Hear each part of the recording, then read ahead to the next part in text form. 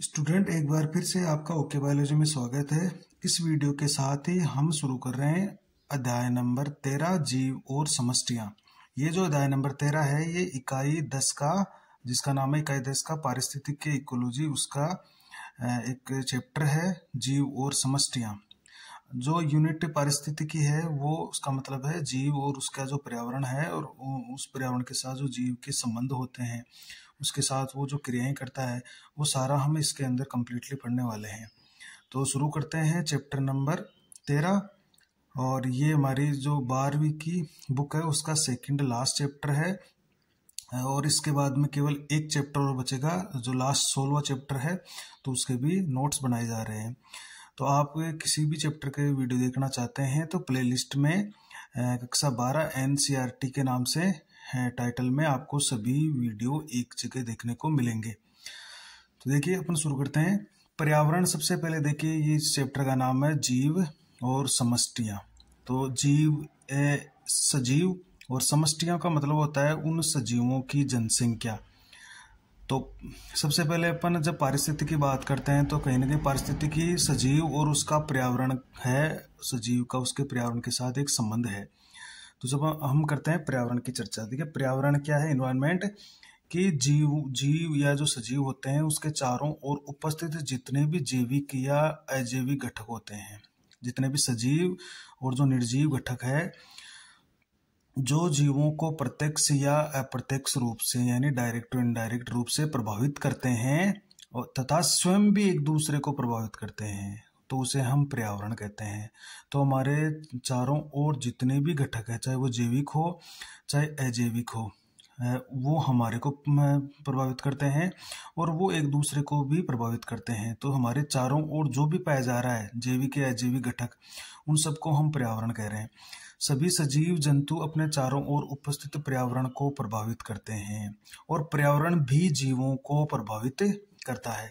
तो जीव भी पर्यावरण को प्रभावित करते हैं और पर्यावरण भी जीव को प्रभावित करते हैं। तो दोनों में एक रिलेशन बन गया है और यही रिलेशन कहलाता है पारिस्थितिकी या इकोलॉजी। तो देखिए पारिस्थितिकी या इकोलॉजी क्या है, ये जीव विज्ञान की वह शाखा है जिसमें जीवों और उसका जो पर्यावरण है उसके बीच में जो पाए जाने वाले पारस्परिक संबंध है, उसका जब हम अध्ययन करते हैं तो उसी को हम पारिस्थितिकी कहते हैं। तो जीव और उसके पर्यावरण के बीच का जो रिलेशन है उसका अध्ययन करते हैं तो हम एक जीव विज्ञान की एक अलग शाखा में करते हैं, उसका नाम है इकोलॉजी। तो जीव और उसके पर्यावरण का एक ये रिलेशन हो गया, एक संबंध हो गया, इकोलॉजी। तो ये इकोलॉजी शब्द है, इसका अर्थ क्या है देखिए। तो ये ग्रीक वर्ड है, ये इकोलॉजी शब्द का अर्थ अपन जान लेते हैं। ये ग्रीक भाषा का शब्द है।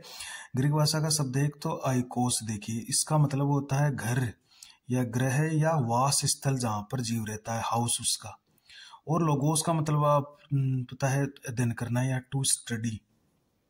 तो इसका मतलब हो गया उसके घर का अध्ययन करना या उसके वास स्थल का अध्ययन करना। और वास स्थल कौन सा है, उसका पर्यावरण ही है, क्योंकि हम हमारे चारों ओर जो भी है वो पर्यावरण है। तो जिस जगह पर हम रहते हैं वहां पर भी पर्यावरण है। तो पर्यावरण का उस जीव का अध्ययन करना क्या कहलाता है, इकोलॉजी। तो वास स्थल या निवास स्थल पर अध्ययन करना क्या कहलाएगा, इकोलॉजी। तो इकोलॉजी शब्द का अर्थ हो गया उसके वास स्थल या आवास का अध्ययन करना। देखिए इकोलॉजी जो शब्द है ये एक जर्मन बायोलॉजिस्ट हुए हैं, अर्नेस्ट हेकल, इन्होंने दिया था ये शब्द, याद रखिएगा। और सर्वप्रथम इसकी व्याख्या प्रस्तुत की थी, अर्नेस्ट हेकल ने ये शब्द दिया और इसी शब्द को उन्होंने समझाया भी था कि इसका अर्थ ये होता है। देखिए भारत के भी एक इकोलॉजिस्ट हुए हैं, प्रोफेसर रामदेव मिश्रा, इसको याद रखिएगा। ये भारत में पारिस्थितिकी के जनक कहलाते हैं, fathers of ecology, Indian ecology कहलाते हैं। भारतीय जो पारिस्थितिकी उसके जनक कहलाते हैं। इन्होंने उष्णकटिबंधीय पारिस्थितिकी जो तंत्र होते हैं, सिस्टम होते हैं, उन पर इन्होंने स्टडी की है। जो उष्णकटिबंधीय क्षेत्रों के अंदर जो पारिस्थितिकी तंत्र पाए जाते हैं, इकोसिस्टम पाए जाते हैं, उन पर इन्होंने खूब अध्ययन किया है प्रोफेसर रामदेव मिश्रा ने। अब इन जो ये प्रमुख जो इकोलॉजिस्ट हुए हैं, इन्होंने अपने अपने हिसाब से इकोलॉजी की कुछ परिभाषाएं दी है। हालांकि अपने ऊपर इसकी परिभाषा पढ़ी है, लेकिन इनके अनुसार इन्होंने क्या कहा है देखिए। तो जो एक बड़े इकोलॉजिस्ट हुए हैं ओडम, उन्होंने क्या कहा है, इसकी परिभाषा क्या दी है कि प्रकृति की संरचना और कार्यों के अध्ययन को देखिए। तो पारिस्थितिकी कहते हैं यानी the study of structure and function of nature. तो जब प्रकृति की संरचना की बात करते हैं तो प्रकृति में जैविक और अजैविक घटक सारे आ गए, और जब कार्य की बात करते हैं तो जैविक घटक और अजैविक घटक किस तरह से काम करते हैं वो भी इसमें सारा आ गया। तो कहने की बात वही है कि जीव और उसके जो चारों ओर पर्यावरण है उसकी संरचना और उसमें जो कार्य हो रहे हैं उसका सबका अध्ययन क्या कहलाता है, पारिस्थितिकी कहलाता है। ये ओडम ने कहा है। इस तरह से जो भारत के रामदेव मिश्रा है उन्होंने भी अपने हिसाब से परिभाषा दी है। तो उन्होंने कहा है कि जीवों के जो आकार है यानी फॉर्म का मतलब हो गया जो रूप है, अलग अलग रूप है, और उनके जो कार्य है, फंक्शंस है, और जो अन्य कारक है, फैक्टर्स, चाहे वो जैविक हो चाहे जैविक हो, उनके बीच जो अन्योन्य क्रियाएं हो रही है उसका अध्ययन करना ही क्या कहलाता है, पारिस्थितिकी कहलाता है। यानी जीवों के आकार का मतलब यहाँ पर साइज नहीं है, ये फॉर्म्स है। फॉर्म्स का मतलब अलग अलग तरह के जीव। तो जीवों के आकार, उनके जो कार्य कर रहे हैं वो, और जो विभिन्न कारक मौजूद है उनके बीच में जितनी भी पारस्परिक क्रियाएं या अन्योन्य क्रियाएं हो रही है, अन्योन्य क्रियाएं बोल दो या इसका एक नाम और हो सकता है पारस्परिक क्रियाएं का अपन अध्ययन करते हैं तो उसको हम पारिस्थितिकी कहते हैं। ये परिभाषा दी है रामदेव मिश्रा ने, यानी the study of forms, functions and factors. तो study of form, function and factor, ये परिभाषा दी है भारत के ही इकोलॉजिस्ट रामदेव मिश्रा ने। आगे बढ़ते हैं। देखिए, मूल रूप से जो पारिस्थितिकी है वो जीवीय संगठन के 4 स्तरों से संबंधित है। अब अगर हम पारिस्थितिकी में जो जैविक संगठनों की बात करें, लिविंग ऑर्गेनाइजेशन की बात करें, तो उसमें कौन कौन सजीव हो सकता है, उसमें जीव हो सकता है, ऑर्गेनिज्म, उसमें समष्टियां होती है, पॉपुलेशन, उसमें समुदाय होते हैं या उसमें जीवोम होते हैं। तो ये जीव, ऑर्गेनिज्म, इसको हम एक नाम और देते हैं, वेस्टी भी बोलते हैं इसको, वेस्ट या इंडिविजुअल। तो एक तो अकेला कोई जीव हो गया, फिर उस जीव के जब समूह बन जाता है तो पॉपुलेशन बन जाती है। जब बहुत सारी पॉपुलेशन एक निश्चित जगह पर निवास करती है तो समुदाय बन जाता है, और जब अनेक समुदाय किसी जगह पर रहते हैं तो वहां पर एक जीवोम बन जाता है। तो कहीं ना कहीं एक दूसरे से बने। देखिए, जीव से समष्टियां बनी है, समष्टियां से समुदाय बना है, फिर समुदाय से जीवोम बने हैं। तो हमारे जो जीवीय संगठन है उसके 4 स्तर होते हैं पारिस्थितिकी के अंतर्गत। तो सबसे पहले अपन एक एक को थोड़ा थोड़ा देख लेते हैं कि जीव या ऑर्गेनिज्म क्या होता है। तो पर्यावरण के प्रत्येक जीवित घटक या इकाई जीव कहलाता है। इसका एक नाम और हम दे सकते हैं, ये कई जगह पर लिखा रहता है वेस्टी या इंडिविजुअल, है ना। ये तो इंडिविजुअल या वेस्टी जो है ये इसका जीवित घटक या एक प्रत्येक जीवित घटक या इकाई होता है। अकेला जीव, तो सभी जीव जीवित रहने के लिए या जनन के लिए अपने पर्यावरण के प्रति अनुकूलित हो जाते हैं। देखिए, तो प्रत्येक जीव, सभी जीव जीवित रहने के लिए और जनन करने के लिए अपने पर्यावरण के प्रति अनुकूलित हो जाते हैं, और जब अनुकूलित होंगे तभी वो जिंदा रहेंगे और जनन कर पाएंगे। तो जैसे जीव है, जंतु या पादप हो सकते हैं, कोई रोगजनक हो सकता है, परजीवी हो सकते हैं, परभक्षी हो सकते हैं। तो कई तरह के जीव इसमें पाए जाते हैं पारिस्थितिकी में। अब आता है समष्टि। तो समष्टि क्या होती है, एक ही जाति विशेष के जीवों के समूह को जो एक निश्चित क्षेत्र में निवास करता है। मान लीजिए कोई निश्चित क्षेत्र है, उसमें एक ही प्रजाति के जीव निवास कर रहे हैं, बस उनका एक समूह बना हुआ है। एक ही जाति के समूह जब एक निश्चित एरिया के अंदर निवास करते हैं तो उस समूह को हम समष्टि या जनसंख्या या जीव संख्या कहते हैं या पॉपुलेशन कहते हैं। देखिए, और समुदाय क्या होता है, कम्युनिटी, जब एक से अधिक जातियों के जीव समूह एक समय में एक निश्चित क्षेत्रफल या स्थान विशेष में निवास करते हैं। कैसे, जैसे एक ये निश्चित क्षेत्रफल है, उसमें कुछ जीव तो ये रह रहे हैं, कुछ ये रह रहे हैं, कुछ ये जीव हैं। तो एक निश्चित एरिया में अलग अलग जातियों के, एक से अधिक जातियों के जीव समूह है। जैसे एक ये है, एक ये हो गया, एक ये हो गया, एक ये हो गया। तो एक निश्चित एरिया में जब अलग अलग जातियों के जीव समूह पाए जाते हैं तो एक समुदाय बन जाता है। ये क्या बन गया, समुदाय। अब देखिए, इसमें अगर अलग अलग पादप है तो पादप समुदाय बन जाएगा। इसमें अलग अलग तरह के जंतु निवास करते हैं तो जंतु समुदाय बन जाता है। तो कहीं समुदाय जो शब्द है ये बहुत महत्वपूर्ण है, क्योंकि हम चारों ओर जब देखते हैं तो एक समुदाय में रहते हैं, अलग अलग तरह के जीव, अलग अलग तरह के पौधे वहां पर पाए जाते हैं। अब ये समुदाय, जैसे अगर भिन्न भिन्न प्रकार के पौधे हैं तो पादप समुदाय हो गया, अलग अलग जंतु है तो जंतु समुदाय हो गया। तो समष्टि और समष्टि अलग अलग एक से ज्यादा जातियों के समूह अगर समष्टि पाई जा रही है तो समुदाय हो गया। फिर होता है हमारा बायोम, देखिए, या जिसको जीवोम भी बोलते हैं। तो ये जीवोम क्या है कि जब अनेक जैविक समुदाय, देखिए, एक बड़े क्षेत्र में समान जलवायु में साथ साथ निवास करते हैं तो उसे जीवोम कहते हैं। तो अनेक जैविक समुदाय का मतलब है उसमें पौधे भी होंगे, उसमें जंतु भी होंगे, और एक बहुत बड़े क्षेत्र में जहाँ की जलवायु समान होगी वहां पर वो पाए जाएंगे। जैसे प्रकृति में जंतु समुदाय और पादप समुदाय साथ साथ निवास करें। जैसे मरुस्थल है तो मरुस्थल में जंतु समुदाय भी होता है, वहां पर तरह तरह के पौधे भी होते हैं। वर्षा ऋतु वन में वहां पर वर्षा वन भी होते हैं और जंतु भी निवास करते हैं। टुंड्रा प्रदेश है या घास के मैदान है, तरह तरह की घास और उसमें रहने वाले तरह तरह के अलग अलग जातियों के जीव। तो जब एक से ज्यादा अगर समुदाय किसी एक बड़े क्षेत्र में और समान जलवायु में रह रहा है तो वो एक जीवोम बन जाता है, एक बायोम बन जाता है। तो हमने ये देखा है कि जीव से समष्टि बनी, समष्टि से समुदाय बना और समुदाय से हमारा एक जीवोम बना है, और ये सारे मिलकर एक जैव मंडल की रचना करते हैं। अब हम जीव और उसके पर्यावरण के बारे में कुछ और बिंदु और देख लेते हैं कि जैविक स्तर पर पारिस्थितिकी मूल रूप से कार्य की पारिस्थितिकी है। देखिए, तो ये थोड़ा ध्यान रखिएगा कि अगर अपन जैविक घटक के रूप में देखें जैविक स्तर पर, तो जो इकोलॉजी है वो मुख्य रूप से एक फंक्शनल इकोलॉजी है, कार्य की है, क्योंकि जीव अपने पर्यावरण के साथ अनन्य क्रियाएं करता है। तो एक मूल रूप से कार्य की पारिस्थितिकी होता है। इसमें इनमें से जीव पारिस्थितिकी अध्ययन की आधारभूत इकाई है। तो जीव होता है वो पारिस्थितिकी अध्ययन की आधारभूत इकाई है, क्योंकि जीव के बिना पारिस्थितिकी तंत्र या पारिस्थितिकी कल्पना नहीं की जा सकती।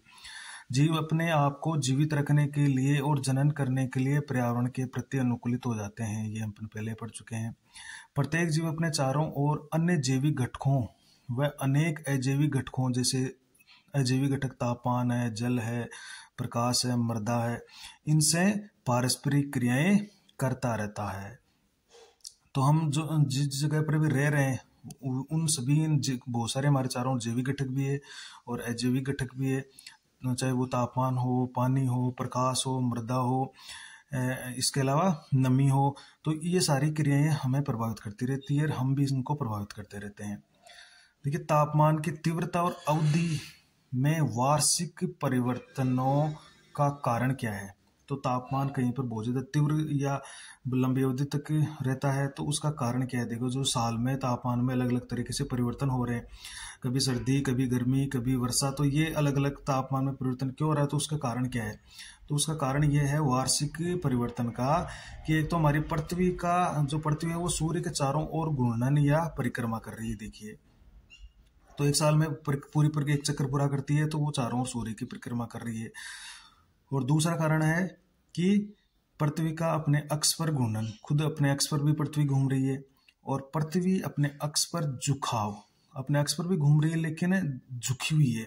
तो अपने अक्ष पर झुकाव होने के कारण भी सौर ऊर्जा का असमान वितरण होता है। देखिए, तो चारों सूर्य के चारों ओर घूम रही है, अपने अक्ष पर घूम रही है, और फिर उसके झुकाव कोण के कारण भी पृथ्वी पर समान रूप से सौर किरणें नहीं गिरती है, तो सौर ऊर्जा का असमान वितरण होता है। तो इस कारण से तापमान में जो गिरावट है या बढ़ोतरी है वो अलग अलग जगह पर होती रहती है।